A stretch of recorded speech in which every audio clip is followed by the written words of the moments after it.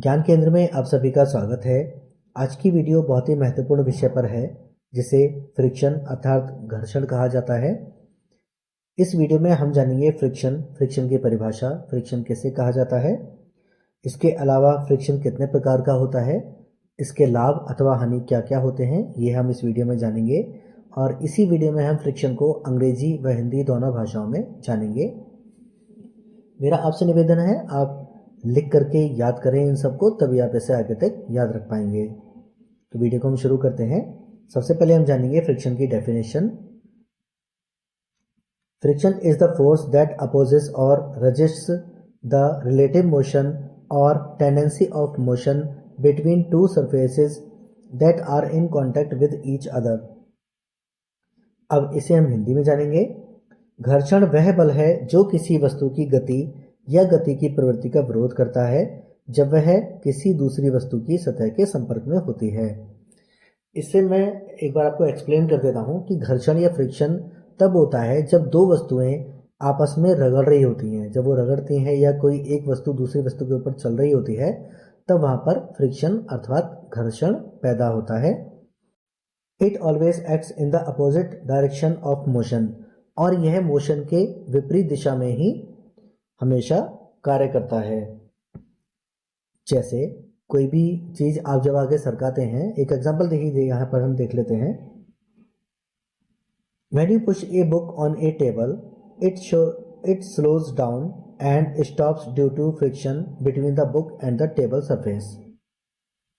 यहाँ पर हमें बताया गया है कि अगर हम किसी बुक को किसी टेबल पर सरकाते हैं तो जो पुस्तक होती है वो कुछ दूर जाके रुक जाती है, क्योंकि टेबल और बुक के बीच में जो होता है घर्षण अर्थात फ्रिक्शन आ जाता है, जिसकी वजह से जो पुस्तक होती है वो ज़्यादा दूर तक नहीं जा पाती है। अब हम जानेंगे घर्षण के प्रकार के विषय में। घर्षण कितने प्रकार का होता है। सबसे पहला होता है स्टैटिक फ्रिक्शन। इसको हम पहले अंग्रेजी में जानेंगे, उसके बाद इसको भी हम हिंदी में जानेंगे। स्टैटिक फ्रिक्शन किसे कहा जाता है जान लेते हैं। The friction force that prevents a stationary object from moving when a force is applied. जब किसी स्थिर वस्तु पर बल लगाया जाता है परंतु वह वस्तु नहीं चलती है, तो जो घर्षण उस वस्तु को चलने से रोकता है उसे स्थैतिक घर्षण कहते हैं या फिर उसे स्टैटिक फ्रिक्शन कहते हैं। उदाहरण देख लेते हैं। Pushing a heavy box that doesn't move at first.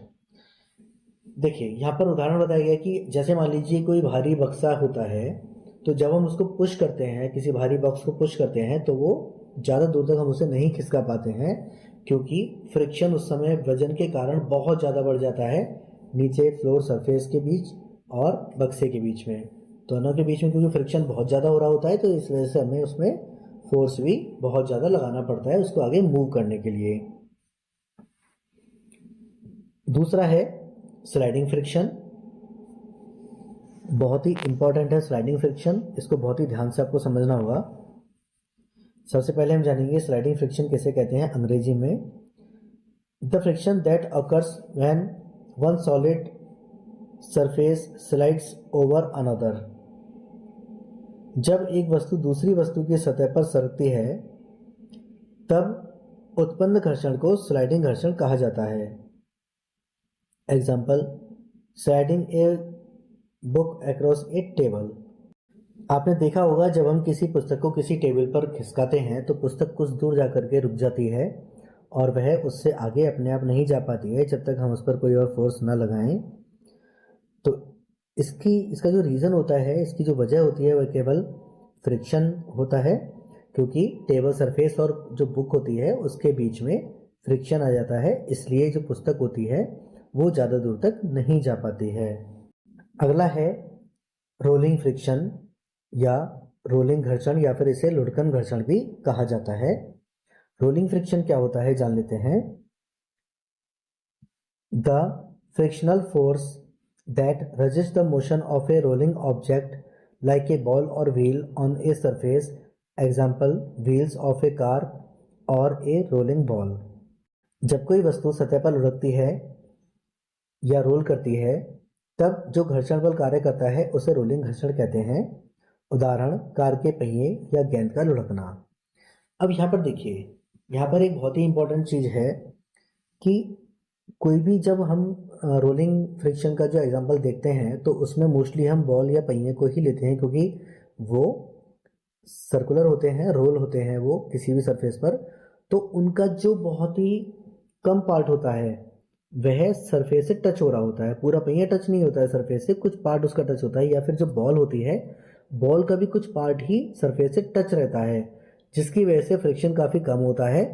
अब आप एक एग्जांपल या एक प्रैक्टिकल आप करके देख सकते हैं। मेज पर थोड़ा सा पुश कीजिए एक पुस्तक को या किसी लकड़ी के टुकड़े को पुश कीजिए, और उसके बाद एक पहिए को धीरे से पुश कीजिए और देखिए कि कौन सा जो ऑब्जेक्ट है वो ज़्यादा दूर तक जा सकता है। डेफिनेटली बॉल जाएगी आगे, पहिया जाएगा आगे, लेकिन जो बुक होगी वो इतनी आगे नहीं जाएगी, क्योंकि उसका सरफेस एरिया बहुत ज़्यादा है, और जितना ज़्यादा सरफेस एरिया होता है उतना ही ज़्यादा फ्रिक्शन होता है। इसी प्रकार से मैं आपको समझा देता हूँ। एक हमारे पास पहिया है, उसको अगर हम रोल करके आगे सरकाएंगे तो वो ज़्यादा दूर तक जाएगा रोल करता हुआ, लेकिन यदि हम उसको नीचे गिरा देंगे और उसका सरफेस एरिया जो है वो उसके गिरते ही बढ़ जाएगा फ्लोर पर, और हम उसको पुश करेंगे तो वो ज़्यादा दूर तक नहीं जाएगा, क्योंकि उसका सरफेस एरिया बढ़ने से फ्रिक्शन भी ज़्यादा बढ़ जाता है। बहुत ही महत्वपूर्ण है ये, इसको आप लिख करके जरूर याद कीजिएगा, और जो एग्जांपल्स मैंने आपको बताए हैं इनको आप ट्राई कर सकते हैं। नंबर चौथा है फ्लूइड फ्रिक्शन, जिसे तरल घर्षण या द्रव घर्षण भी कहा जाता है। जान लेते हैं इसके विषय में हम। The frictional force exerted by liquid और gases when objects move through them. जब कोई वस्तु तरल या वायु के अंदर से गुजरती है तो उस पर जो प्रतिरोध बल लगता है उसे तरल घर्षण कहा जाता है। Example, a fish swimming in the water और an aeroplane flying in the air. उदाहरण, मछली का पानी में तैरना या हवाई जहाज का हवा में उड़ना। केवल सरफेस से टच होना ही फ्रिक्शन नहीं होता है, इसके अलावा पानी में देखिए, बहुत ही सिंपल सा एक एग्जांपल है, जैसे कि मछली पानी में तैरती है तो निश्चित रूप से उसे भी फ्रिक्शन का सामना करना पड़ता है।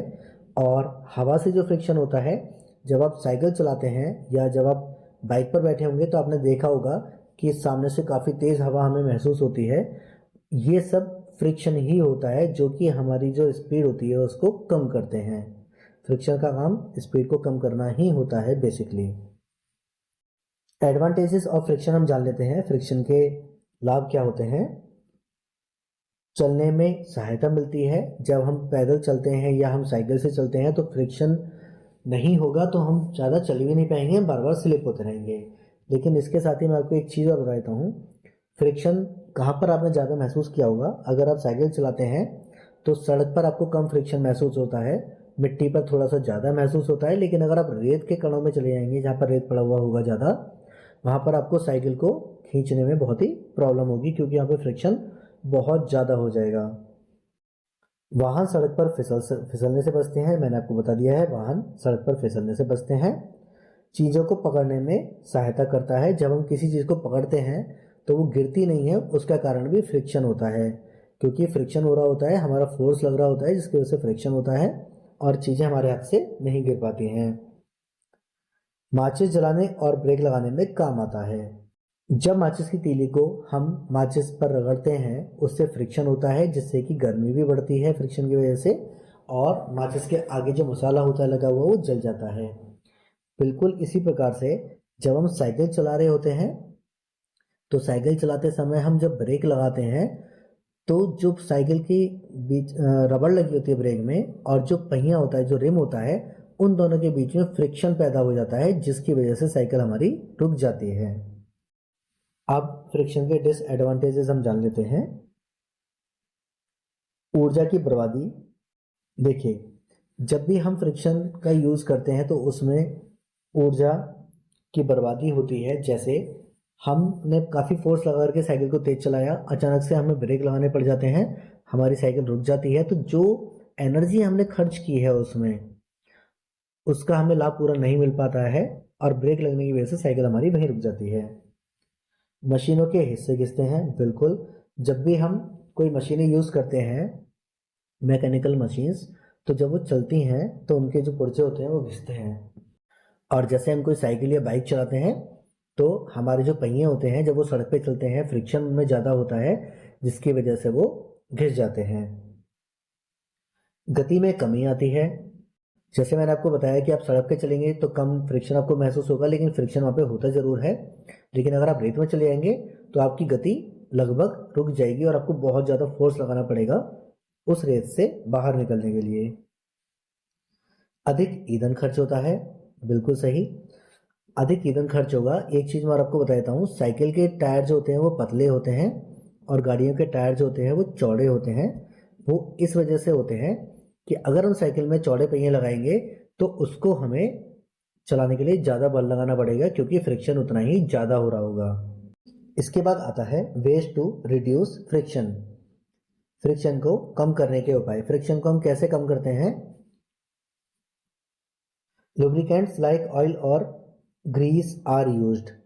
अब देखिए, मैंने साइकिल का एग्जांपल इसलिए दे रहा हूँ कि आप में से अधिकतर विद्यार्थी हैं और साइकिल चलाते होंगे, ज़्यादा अच्छा आप रिलेट कर पाएंगे। यहाँ पे भी हम साइकिल का ही एग्जांपल लेंगे। जब आपकी साइकिल थोड़ा बल आपको ज़्यादा लगाना पड़ रहा होता है तब आप क्या करते हैं, उसमें ग्रेसिंग करवाते हैं, हवा डलवाते हैं। हवा डलवाने से क्या होता है कि जो पहिया होता है उसका कम से कम सरफेस एरिया वो जो सड़क होती है उससे टच होता है, जिसकी वजह से फ्रिक्शन कम हो जाता है। इसी प्रकार से ग्रीसिंग आप कराते हैं, ऑयलिंग आप कराते हैं, जिसकी वजह से साइकिल के पुर्जों में फ्रिक्शन कम हो जाता है लुब्रिकेंट जो डालते हैं उससे। Ball bearings are fitted in wheels. देखिए यहाँ पे बॉल बेयरिंग्स का जो यूज़ है वो हम करते हैं अपने पहियों में। बॉल बेयरिंग्स की वजह से जो फ्रिक्शन होता है बहुत कम हो जाता है। Surface are made smooth. Surfaces को, जो सरफेसेस होती हैं उनको ज़्यादा स्मूथ बनाया जाता है, जिसकी वजह से फ्रिक्शन कम से कम हो सके। सड़कें अच्छी बनाई जाती हैं जिसकी वजह से फ्रिक्शन कम हो सके। Streamline shapes reduce air resistance.